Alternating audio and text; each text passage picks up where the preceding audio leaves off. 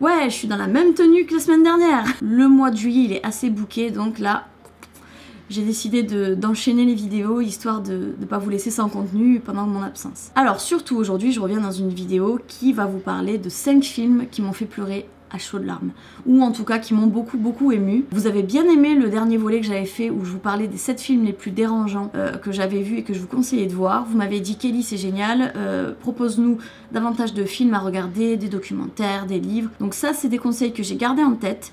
Et c'est pour ça qu'aujourd'hui je recommence un petit peu sur les films et qui sait plus tard on touchera peut-être d'autres domaines. Alors sans plus attendre, parce que bon moi quand je raconte un film j'ai besoin de prendre mon temps. Un des films qui m'a vraiment touchée, émue et fait verser la petite larme, c'est L'homme bicentenaire. Donc c'est l'histoire d'une famille plutôt aisée qui décide de s'équiper d'un robot pour se faire servir. Les premiers temps il est vraiment traité comme un robot à qui on dit fais ci, fais ça. Et au fil du temps, le père de famille va commencer à vouloir instruire son robot et il va vraiment finir par être adopté par le foyer comme un membre à part entière de celle-ci. Les humains sont mortels, les robots sont immortels, ce qui fait qu'ils traversent, je crois, bien 3 générations de cette même famille en voyant la plupart des personnes décédées. Et dans sa famille d'adoption, il y avait une petite fille qui est devenue grand-mère forcément, qui a elle-même eu une petite fille, je crois. Et en fait, si vous voulez, ce robot tombe amoureux de la petite fille de cet enfant. Oh là là. Je commence à m'entrecroiser. Bref, je pense que vous allez comprendre.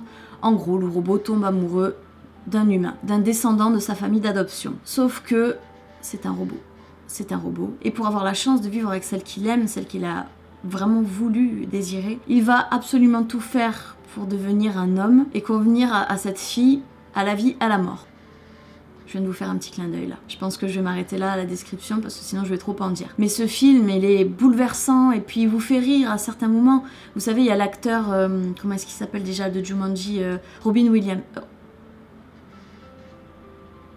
Robin Williams. Vous savez, il y a cet acteur de Jumanji...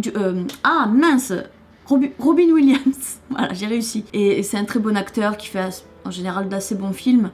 Moi je suis certaine que vous allez l'aimer ce film, en tout cas si jamais vous ne l'avez pas vu, vous verrez, c'est assez...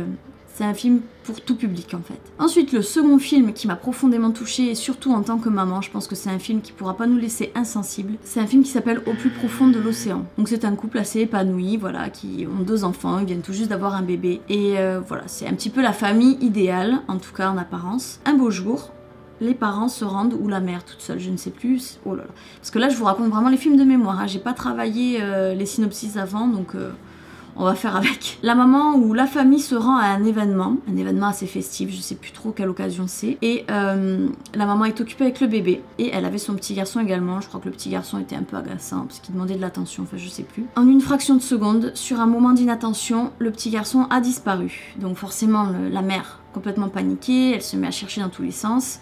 Pas de petit garçon. Donc forcément après c'est police, etc. Enquête, investigation pendant des jours, des semaines, des mois et des années. Donc ils apprennent contre leur gré à vivre avec cette douleur et à continuer une vie presque normale, ne serait-ce que pour leur petit bébé, quoi, pour leur petit bébé qui est devenu une petite fille. Et un beau jour, on frappe à leur porte, et là c'est un garçon, préadolescent on va dire, qui vient pour proposer ses services, tondre la pelouse en fait et se faire un peu d'argent de poche. Et la maman a l'impression que ce petit garçon est le sien. Donc elle va pas le dire tout de suite, elle va pas faire un pataquès tout de suite, elle va y aller vraiment sur la pointe des pieds. Et en fait durant le film vous allez voir de quelle façon est-ce qu'elle va essayer de se rapprocher petit à petit de ce garçon, mais surtout de pouvoir agir dans le cas où c'est vraiment son fils. Donc voilà, en fait le film il va consister à vraiment vous montrer tout le combat de cette femme pour prouver que son instinct maternel disait vrai. Vraiment un film très beau à regarder et avec une fin assez heureuse. Du coup, voilà, on ressort de ce film avec une certaine satisfaction, on va dire. Voilà, on n'est pas frustré par la fin, on est plutôt satisfait. Autre film que j'ai adoré, mais bon, qui est devenu un classique, hein, je pense pas que je vais vous le faire découvrir ni quoi que ce soit, c'est Léon. Léon, c'est un film avec... Comment il s'appelle déjà lui ?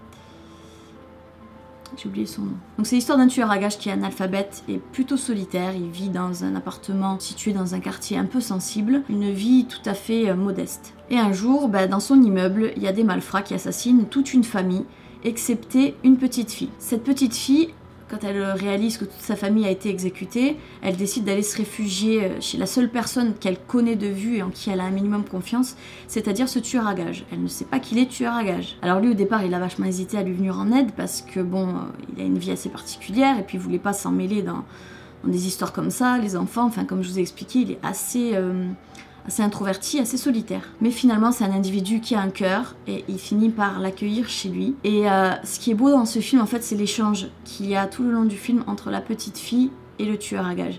C'est-à-dire qu'ils s'apprennent des choses tous les deux. On sent vraiment qu'il y a une complémentarité, en fait. C'est-à-dire que la petite fille, elle a trouvé un foyer, elle est nourrie, blanchie, logée. Et lui, en parallèle, elle lui apprend à lire, à écrire, vu que je vous avais expliqué qu'il était analphabète. Et elle lui apporte un peu de sociabilité, enfin, non, comment dire, elle lui apporte un petit peu de gaieté dans sa vie qui était monotone, quoi, voilà.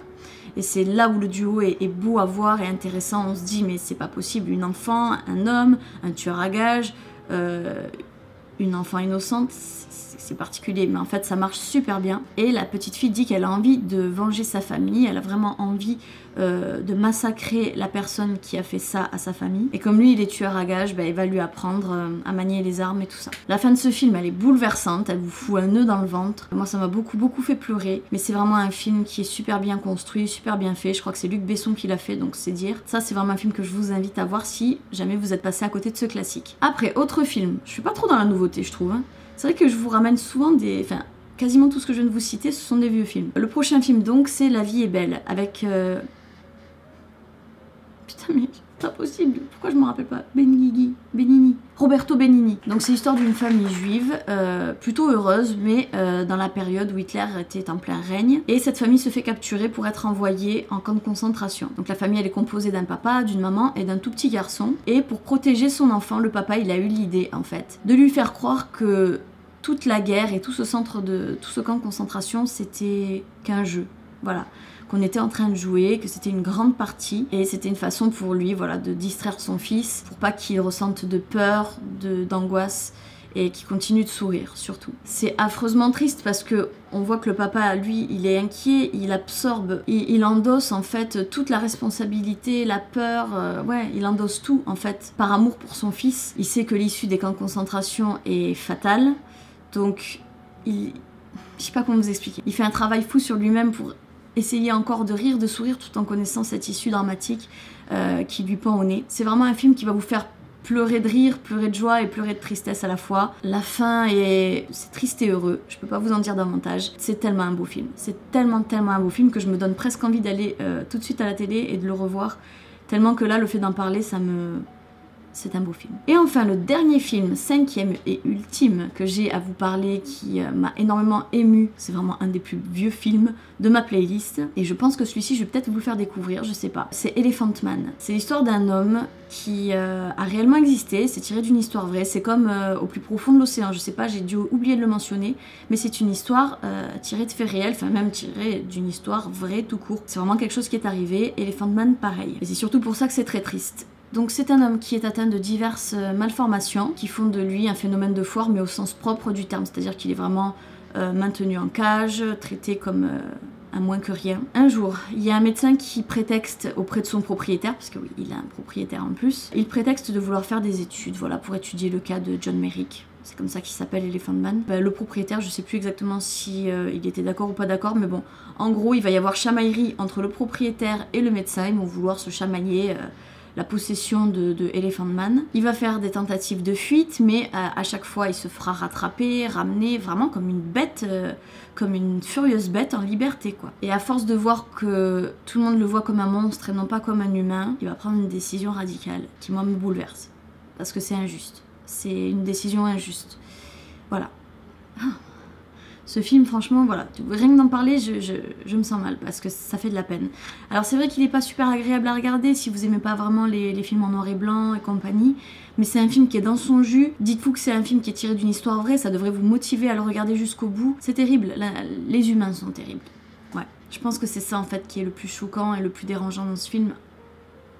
C'est que vraiment, on se rend compte de de comment est-ce qu'on est nous en tant qu'humains. Voilà, c'était ma petite playlist des 5 films qui m'ont beaucoup ému, touché, fait pleurer. Maintenant c'est à vous de jouer, dites-nous en commentaire quels ont été les films qui vous ont le plus ému, que vous recommandez aux autres d'ailleurs, même à moi, d'aller regarder, qui sont vraiment les plus touchants, émouvants, qui nous feront pleurer à chaudes larmes. Je vous laisse à disposition mes réseaux sociaux et on se dit à bientôt dans une prochaine vidéo.